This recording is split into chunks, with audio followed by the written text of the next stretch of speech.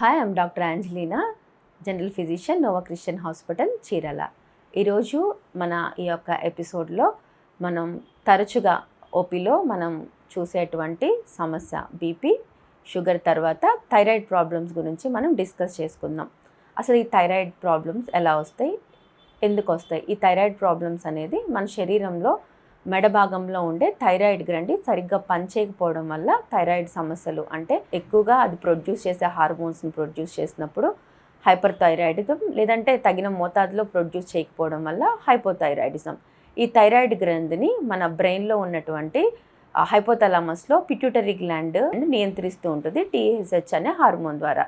కాబట్టి బ్లడ్లో ఉండే టీఎస్హెచ్ హార్మోన్ యొక్క నిల్వల ద్వారా మనం హైపోథైరాయిడిజమా హైపర్ థైరాయిడిజంగా మనం గుర్తించవచ్చు.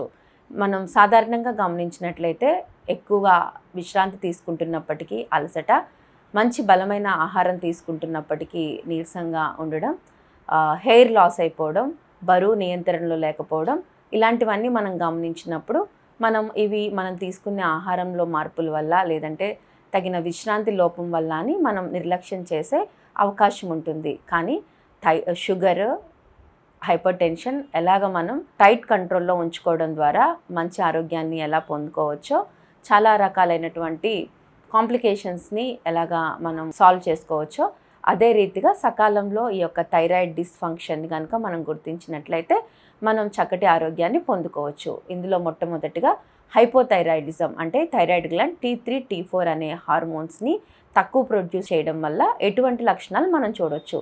ఇందులో కనుక మనం గమనించినట్లయితే ఈ యొక్క హార్మోన్ తక్కువ మన శరీరంలో రిలీజ్ అయినప్పుడు మనకి మొట్టమొదటిగా ఎక్కువ అలసట ఉండడం, కోల్డ్కి, చలికి ఎక్కువగా సెన్సిటివ్ అయిపోవడం, కాన్స్టిపేషన్, మలబద్ధకం, ప్రెగ్నెన్సీ అప్పుడు లోపల బిడ్డ ఎదుగుదలలో కూడా లోపాలు మనం చూస్తాం. స్త్రీలలో కనుక మనం గమనించినట్లయితే ఋతుస్రావం కూడా చాలా తక్కువగా అవడాన్ని మనం గమనిస్తాం. అదే ఈ యొక్క T3, T4 హార్మోన్ ఎక్కువగా రక్తంలో ఉండడం వల్ల ఈ కండిషన్ని మనం హైపర్ థైరాయిడిజం అంటాం. ఇలాంటి సిచ్యువేషన్లో పేషెంట్స్ ఎక్కువగా కంప్లైంట్ చేసేది ఏంటి అంటే ఎక్కువగా ఆందోళనగా ఉండడం, రెస్ట్లెస్నెస్, గుండె చప్పుడు విధానంలో ఇర్రెగ్యులర్ హార్ట్ బీట్ అంటాము. ఆ తర్వాత ఎక్కువగా ఋతుస్రావం జరగడం, ఎక్కువ హీట్ని తట్టుకోలేకపోవడం, వేడిని తట్టుకోలేకపోవడం, అరచేతుల్లో చెమటలు పట్టడం, నిద్ర సరిగ్గా లేకపోవడం.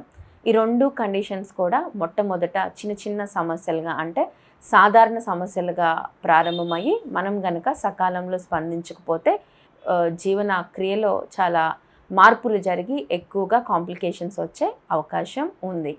అసలు ఈ థైరాయిడ్ గ్రంథి ఏం చేస్తుంది? థైరాయిడ్ గ్రంథి అది ప్రొడ్యూస్ చేసేటువంటి హార్మోన్స్ని మన యొక్క జీవన క్రియకి స్పీడ్ రెగ్యులేటర్గా మనం భావించవచ్చు. ఈ యొక్క హార్మోన్స్ వల్ల మన శరీరంలో జీవన క్రియలు వేగంగా జరుగుతున్నాయా లేదంటే మందగిస్తున్నాయా అన్నది ఈ యొక్క హార్మోన్స్ మీద ఆధారపడి ఉంటుంది. కాబట్టి ఈ హార్మోన్స్ సరైన స్థాయిలో, తగినటువంటి మోతాదులో రక్తంలో ఉండడం ఎంతైనా చాలా ఆవశ్యకత. ఒక రకమైన ఆహారాన్ని ఆపేయడం వల్ల, లేదు అంటే ఒకే విధమైన డైట్ పాటించడం వల్ల థైరాయిడ్ అనేది ఎక్కువగా ప్రభావితం చెందదు. కానీ ఎందుకు అంటే క్రూసిఫెరస్ వెజిటేబుల్స్ థైరాయిడ్ హార్మోన్స్ యొక్క సెక్రీషన్ని అవి ప్రభావితం చేస్తాయి. కానీ మనం సాధారణంగా రోజువారీ ఆహారంలో తీసుకునేటువంటి మోతాదులు అంత ఎక్కువగా ప్రభావితం చేయవు. కాబట్టి వాటి యొక్క బెనిఫిట్ కనుక ఎక్కువ ఉంటే మనం తగిన మోతాదులో పూర్తిగా ఆ యొక్క ఆహారాలని మనం అవాయిడ్ చేయకుండా క్యాబేజ్, క్యాలీఫ్లవర్, సోయా, ఇలాంటి వాటిల్లో సోయాలో కంప్లీట్ ప్రోటీన్ కూడా ఉంటుంది. ఇది వెజిటేరియన్స్కి ఎంతో ముఖ్యమైనది. కాబట్టి వాళ్ళు ఈ యొక్క ఆహారాలని ఆపేయాల్సిన అవసరం లేదు. మరి దీనికి నివారణ మార్గాలేంటి? చాలామంది మొట్టమొదటిగా థైరాయిడ్ అనగానే భయపడేది ఏంటి అంటే జీవితాంతం మందులు వాడాలా, కొన్ని రకాలైనటువంటి ఆహార పదార్థాలు తీసుకోకూడదా? ఇంకా మనం కనుక ఆలోచించినట్లయితే అసలు ఈ థైరాయిడ్ హార్మోన్, ఈ థైరాయిడ్ గ్లాండ్లో ఈ హార్మోన్స్ యొక్క సెక్రీషన్లో ఎందుకు సమస్య వస్తుంది? వీటిల్లో మొట్టమొదటిగా మన శరీరంలో ఆటో ఇమ్యూన్ కండిషన్స్, కొన్ని శరీరంలోని కణాలు మన యొక్క శరీరం మీద వ్యతిరేకంగా పనిచేయడం వల్ల, హ్యాషిమోటోస్ థైరాయిడైటిస్లో, అంటే ఇవి థైరాయిడ్ గ్రంథి మీద పనిచేసి దాని పనితీరును మందగించి హార్మోన్స్ని తగిన విధంగా ప్రొడ్యూస్ చేయకుండా చేస్తాయి. అలాగే గ్రేవ్స్ డిసీజ్లో ఈ సిచ్యువేషన్లో ఏమవుతుందంటే థైరాయిడ్ గ్రంథి హైపర్ యాక్టివ్ అయిపోయి ఎక్కువ థైరాయిడ్ హార్మోన్ని బ్లడ్లోకి రిలీజ్ చేయటం వల్ల హైపర్ థైరాయిడిజం, ఆ తర్వాత సాధారణంగా అయోడిన్ డెఫిషియన్సీ, మనం తీసుకునే కొన్ని రకాలైనటువంటి మందులు, ఆ తర్వాత ప్రెగ్నెన్సీ లాంటి ఫిజియలాజికల్ కండిషన్స్ కూడా ఈ యొక్క థైరాయిడ్ గ్రంథి పనిచేసే విధానంలో మార్పుల్ని తీసుకొని వస్తాయి. జీవన విధానంలో మార్పులు, సరైన నిద్ర లేకపోవడం కానీ, ఫిజికల్ యాక్టివిటీ తక్కువ ఉండడం, ఇవి డైరెక్ట్గా థైరాయిడ్ గ్రంథిని ప్రభావం చేయవు. కానీ ఆ థైరాయిడ్ గ్రంథి యొక్క ఇంబ్యాలెన్స్ని, ఇంకా వాటి యొక్క సిమ్టమ్స్ని ఎక్కువ చేసే అవకాశం ఉంది. కాబట్టి ఇట్లా ఇంబ్యాలెన్స్ కూడా థైరాయిడ్ గ్రంథి యొక్క ఫంక్షనింగ్ని ప్రభావితం చేస్తాయి. మరి ఈ యొక్క కండిషన్స్ని మనం ఎలాగా గుర్తించవచ్చు?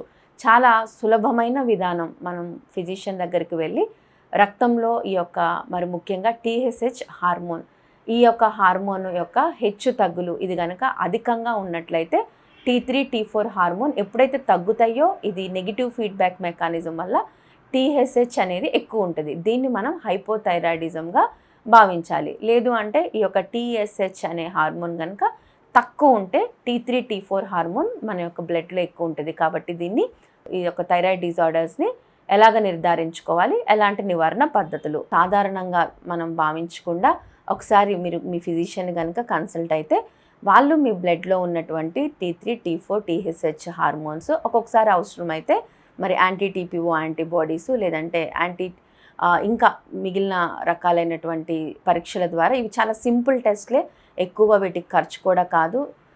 ఈ యొక్క ల్యాబ్ డయాగ్నోసిస్ కనుక చేసుకున్నట్లయితే హైపోనా హైపరా, హైపో అయితే మనకి టాబ్లెట్స్ ద్వారా బయట నుంచి ఆ యొక్క T3, T4 మన యొక్క శరీరానికి అందుతుంది. కాబట్టి చాలా వరకు మరి ఆ డెఫిషియన్సీ వల్ల వచ్చే ఆ యొక్క దుష్పరిణామాలని మనం ఎదుర్కోవచ్చు. ఒకవేళ హైపర్ థైరాయిడిజం అయితే మరి ఆ యొక్క సిమ్టమ్స్ని కంట్రోల్ చేయడానికి కూడా మందులు వాడుకోవచ్చు. కాబట్టి మంచి ఆహారం తీసుకోవడం, సరైన వ్యాయామ పద్ధతులు, చక్కగా విశ్రాంతి తీసుకోవడం, సరైన సమయంలో లక్షణాలు కనిపించినప్పుడు నిర్లక్ష్యం చేయకుండా వైద్యుడిని సంప్రదించినట్లయితే థైరాయిడ్ డిజార్డర్స్ని మనము నియంత్రించుకోవచ్చు, లేదంటే పూర్తిగా తగ్గించుకోవచ్చు. వైద్యుల యొక్క సలహాలు సూచనలు పాటించడం ద్వారా థైరాయిడ్ ద్వారా వచ్చే సమస్యలను మనం చాలా వరకు నియంత్రణలో ఉంచుకోవచ్చు. Thank you.